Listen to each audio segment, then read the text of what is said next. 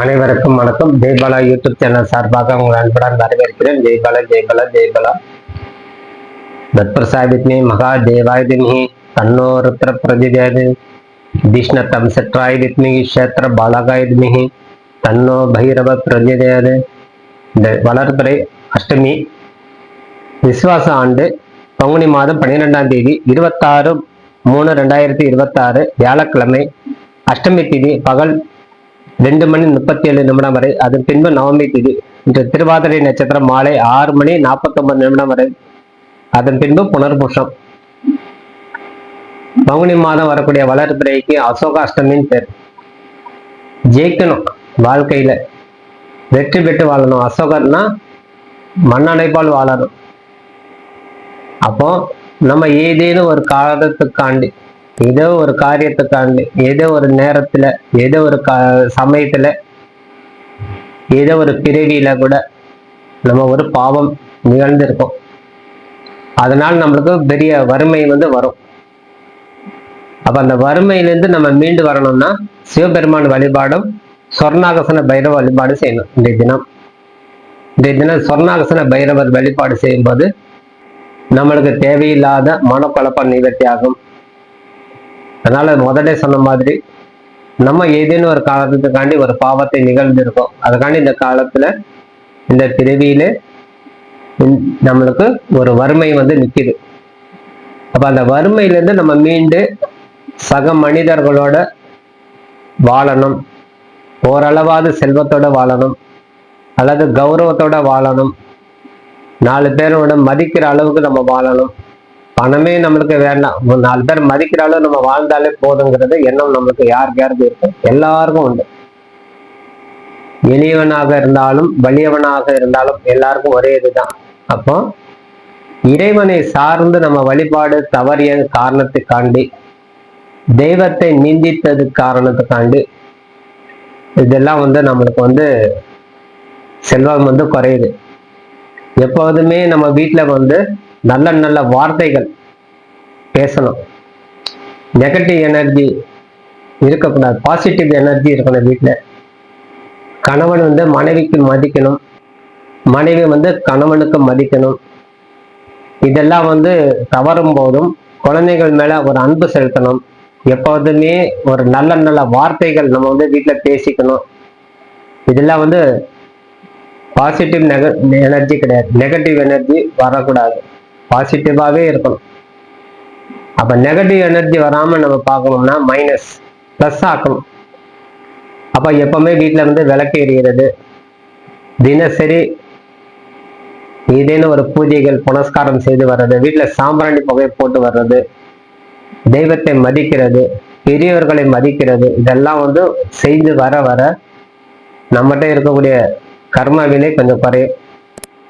நம்மகிட்ட இருக்கக்கூடிய தரித்திரங்கள் நிவர்த்தி ஆகும். கொஞ்சம் கொஞ்சம் தான் மாறும், மொத்தமா மாறிடாது. அது மொத்தமா மாறுங்கிறது இந்த பிறவியிலே முடியாது சொல்லும்.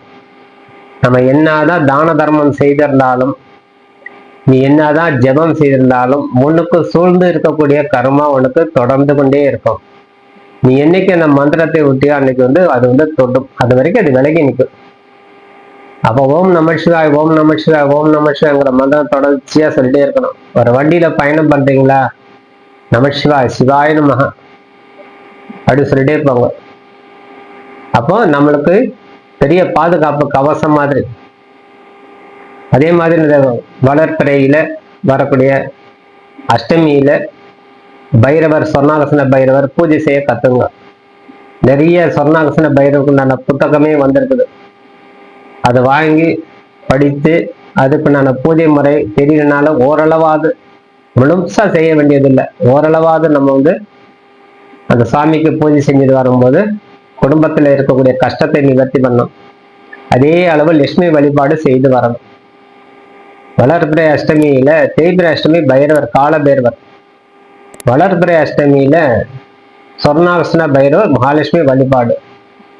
அப்ப லட்சுமி தேவி ஆவரணம் செஞ்சு லட்சுமி தேவியுடைய பாட்டு, லட்சுமி தேவியுடைய போற்றி அல்லது அஷ்டோத்திரம் ஏதேனும் சொல்லி பால் பாயசம் போன்றவற்றை நெய்வேதியம் செய்து வெத்தலை பாக்கு ஒரு 4 சுமங்கலிக்கு கொடுக்கும் போது ஒரு 5 பேராவது கொடுக்கலாம்.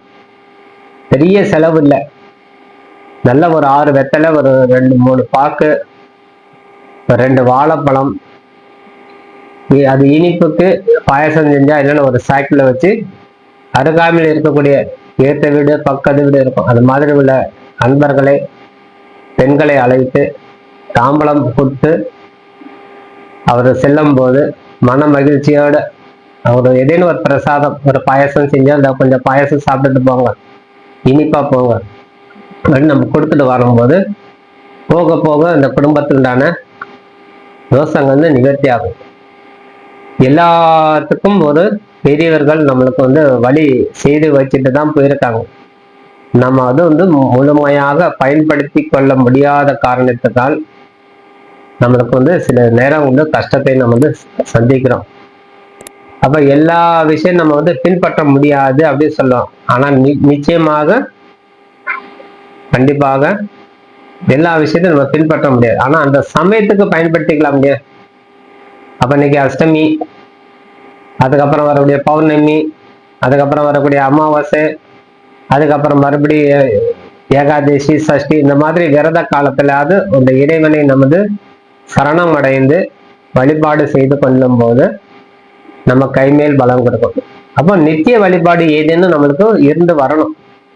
அருகாமையில் ஒரு கோயில் இருக்க, பிள்ளையார் கோயில், நம்ம டெய்லி வேலைக்கு போகும்போது விநாயகரை வணங்கிட்டு நம்ம செல்வது சிறந்தது. முருகன் கோயில் இருக்குது, பிள்ளையார் கோயில் இருக்குது, அம்மன் கோயில் இருக்குது, பெருமாள் கோயில், சிவன் கோயில், ஏதாவது ஒண்ணு. ஒரு 5 நிமிஷம் ஆகுமா நம்மளுக்கு? பெரிய ஆலயம்னா உள்ளுக்குள்ள போயிட்டு வர லேட் ஆகும். சிறு ஆலயம்னா போனவொடனே வெளியில வந்துடலாம். அப்ப அந்த இறைவனை பார்த்து ஒரு நமஸ்காரம் பண்ணிட்டு, ஐயா நான் வேலைக்கு போன துணையா இருந்தா காப்பாத்திட்டு வாப்பான்னா தாராளமா அது வந்து நடக்கும். அதனால இந்த காலத்துல வந்து லட்சுமி பூஜை செய்து வீட்டுல வந்து ஒரு 5 முகம் குத்து விளக்கு ஏற்றி அதுல பசுநெய் ஊற்றி அதுலேயே அந்த மஞ்சள் திரி, சகப்பு திரி, விதவிதமா திரிகள் வந்து விற்கிது, அதெல்லாம் போடக்கூடாது. தூய்மையான பஞ்சுத்திரி அல்லது பன்னீர்ல நினைச்ச திரி, அந்த திரி போடணும். பன்னீர்ல ஒரு துணி வச்சு, காட்டா துணி பன்னீர்ல நினைச்சு நல்லா உலர காய வச்சு அந்த திரி போடணும்.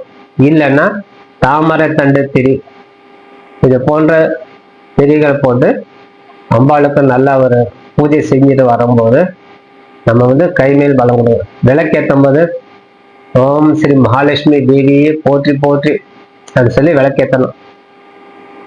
இந்த லட்சுமி அம்மன் அந்த ஆண்கள் ஏற்றணும், பெருமாளை சேவிச்சுட்டு ஏற்றலாம். நமோ நாராயணாய நமக, லட்சுமி தேவியே நம்ம. அப்ப பெருமாளை ஆண்கள் ஏற்றும் போது பெருமாளை சேர்த்து வேண்டிக்கணும். ஆனால் பெண்கள் ஏற்றும் போது லட்சுமி தேவி மட்டும் பிரார்த்தனை செய்து கொண்டாலே போதும். அது உங்கள் பிடித்த அம்மன், பிடித்த தெய்வம் உங்கள் துணை புரியும் போது இந்த சொர்ணாபசன பைரவர்களுக்கு வந்து அனைத்து விதமான வசதி வாய்ப்புகளை வந்து உங்களுக்கு படிப்படியா செஞ்சு கொடுப்பாங்க. இன்னைக்கு வந்து 100 ரூபாய்க்கு நம்ம கஷ்டப்படுறோம். ஒரு 105 ரூபாய் கிடைச்சாலே நம்மளுக்கு வந்து லாபமே. நான் நினைக்கிறேன் 150 ரூபாய்க்கு ஆசைப்படக்கூடாது. கொஞ்சம் கொஞ்சம் கொஞ்சம் கொஞ்சம் மாற்றத்தை நம்ம சந்திச்சுட்டு வந்தாலே காலப்போக்கில் வந்து இந்த வறுமையை வந்து நிவர்த்தி பெற்று ஓரளவா நம்ம வாழக்கூடிய தன்மை இந்த இறைவன் நம்மளுக்கு வந்து கண்டிப்பாக கொடுப்பார். நம்ம வந்து செய்த தவறே மன்னிப்பு கேட்கணும். இறைவன் மன்னிப்பு கேட்காம வேற யாருகிட்ட கேட்க போறீங்க?